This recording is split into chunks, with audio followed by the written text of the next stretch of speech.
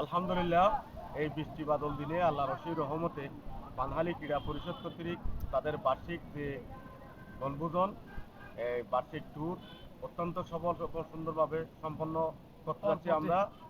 আলহামদুলিল্লাহ, এই বৃষ্টি বাদল দিনে আল্লাহ পাক আমাদেরকে রহমত করে এই পর্যন্ত এনেছেন এবং আমাদের সমস্ত কাজ পর্যায়ক্রমে তাদের কাজ সমাপ্ত হতে যাচ্ছে।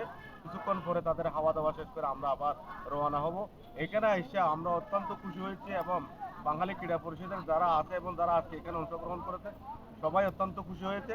সেই হিসাবে আমি আমার ওয়ার্ডবাসীর পক্ষ থেকে, আমার নিজের পক্ষ থেকে তাদেরকে অত্যন্ত ধন্যবাদ জানাচ্ছি এবং আগামী দিনেও তাদের এই কার্যক্রম অব্যাহত রাখার জন্য আমি বিনীতভাবে অনুরোধ রাখছি।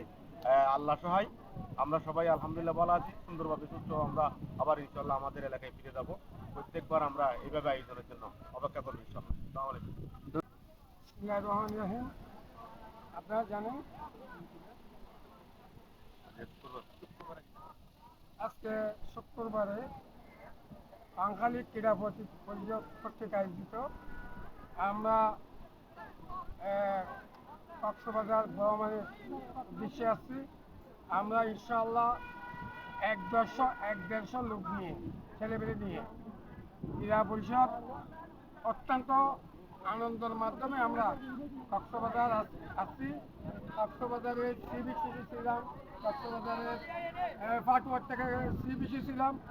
আমরা অত্যন্ত খুশি, অত্যন্ত সুন্দরভাবে ক্রীড়া পরিষদ আমাদেরকে নিয়ে এখানে এসে আমাদেরকে নিয়ে সমস্ত ক্রীড়া পরিষদের আয়োজন যেটা আছে আমরা খাওয়ার সহ এবং গরুর মাংস, কুড়ার মাংস, ডিম সহ নিয়ে এখানে আসছি। আমাদেরকে বাঙালি ক্রীড়া পরিষদ আমাদেরকে সুন্দরভাবে খাওয়াইছে এবং তাদেরকে আমি নীলা ইউনিয়নের 5 নম্বর ওয়ার্ডের পক্ষ থেকে এবং নীলা ইউনিয়নবাসীর পক্ষ থেকে তাদেরকে অত্যন্ত ধন্যবাদ জানাচ্ছি এবং তাদেরকে আগামী দিনেও করার জন্য উৎসাহিত করে আমি আমার বক্তব্য শেষ করলাম। বাঙালি ক্রীড়া পরিষদের বার্ষিক বনভোজনে আমরা সর্বোচ্চ যে আনন্দটা, সেই আনন্দটা আমরা বের করে আনিছি। আমরা সেই আনন্দটা উপভোগ করেছি ইনশাআল্লাহ। সবাইকে ধন্যবাদ, বাঙালি ক্রীড়া পরিষদকে ধন্যবাদ। প্রতি বছর এই অব্যাহত রাখে এবং সেই আশা রেখে আমি সবারই সুস্বাস্থ্য দীর্ঘই কামনা করে আমি আমার সংক্ষিপ্ত বক্তব্য শেষ করছি। সবাইকে ধন্যবাদ। আসসালামু আলাইকুম।